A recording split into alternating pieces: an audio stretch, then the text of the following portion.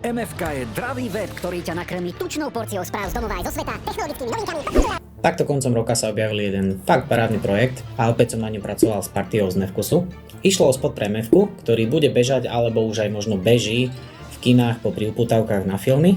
Tento projekt sme ale museli asi dostať za odmenu, lebo ten spôsob, akým prebiehal od začiatku po odovzdanie, sa len tak často nedieje. Skôr sa nedieje vôbec. Celá produkcia sa pripravila asi tak za 2 týždne, ale čo bolo najdôležitejšie, tak tá hlavná myšlienka a celá kreatíva sa vyriešili hneď na prvom stretnutí, ktoré ak trvalo možno 2 hodiny, tak to asi aj preženiem. A ešte taká čerešnička na torte celého projektu sa objavila v podstate z čistá jasná na jednu večierku, ako inak už po odovzdaní projektu, a týkala sa chleba, maste a cibule.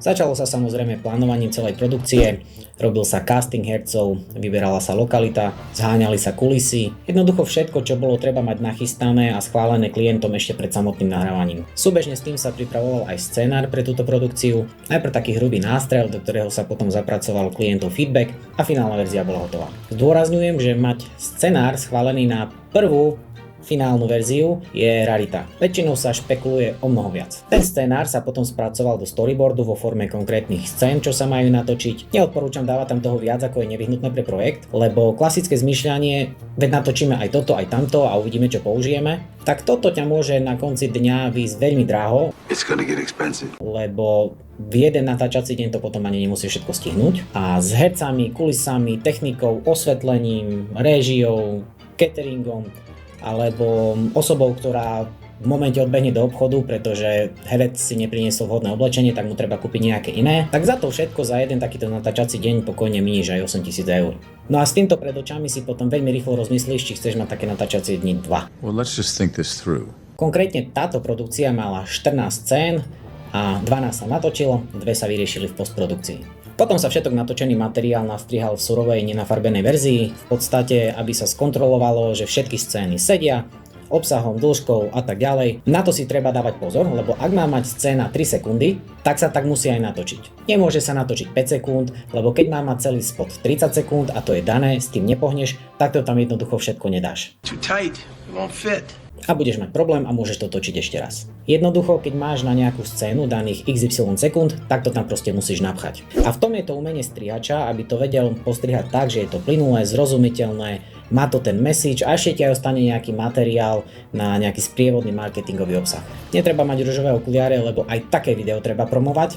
Inak skončí na kanáli a bude mať 48 pozretí a to nechceš. Keď je teda strih v poriadku, tak to preberá postprodukcia, spraví sa color grading záberov, pridajú sa efekty, prechody a kde treba, tak sa urobí 2D, 3D motion tracking kamery, lebo to tam určite nechceš triafať len tak od oka. Zvlášť zaujímavá je táto scéna s týmto pekelným strojom, ktorá keď je naefektovaná vyzerá super, ale keď ti ukážem v programe so zapnutými 3D gizmami, tak je to iné kafé. V tejto časti sa aj dovytvorili prvky a scény, ktoré neboli točené, teda konkrétne tie prechody medzi scénami cez taký tunel s kabelážou. Ten sa namodeloval v 3D a potom cez neho kamera cúvala s rotáciou. Má to možno len sekundu, ale aj tak to treba urobiť dobre.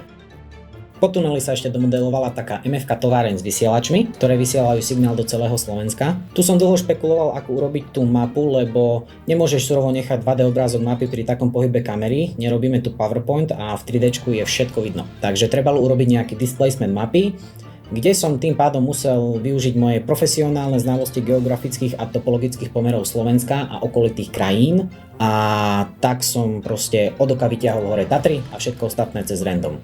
A čuduj sa svete, ono to fungovalo. Tá mapa sa potom odzoomovala ako thumbnail článku na MFK stránke a nakoniec len zasa nejaký motion tracking, keď sa ten notebook zatváral. Nevyzeralo to až tak náročne, ale nejakú chvíľku to zabralo, kým sa to vyladilo tak ako malo. No a v tomto štádiu bol celý spot hotový, upečený, chrumkavý a ja spokojný, až kým v jedno krásne piatkové poobedie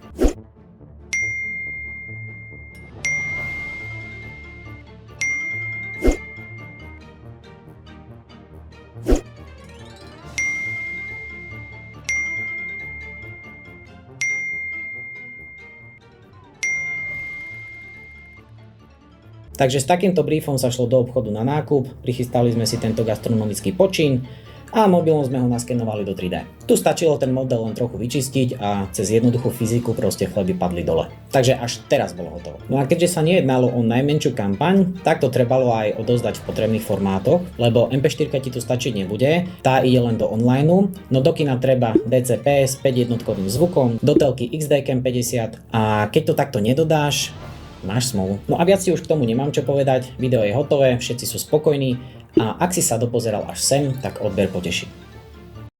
U nás sa melie všetko, čo ťa zaujíma. Pravdu máme najradšej nahú. Hot news máme vždy na linke a faktom dávame poctivý ček. MFK je dravý web, ktorý ťa nakrmí tučnou porciou správ z domova aj zo sveta, technologickými novinkami, Popkultúrou, lifestylom, krimi, virálom, novinkami zo sveta memečiek, zaujímavosťami, kvízmi, exkluzívnymi článkami o zaujímavých Slovákoch, vzťahoch, reality show s príbehom na vlastnej koži. MFK. Nemelieme iba o zábave.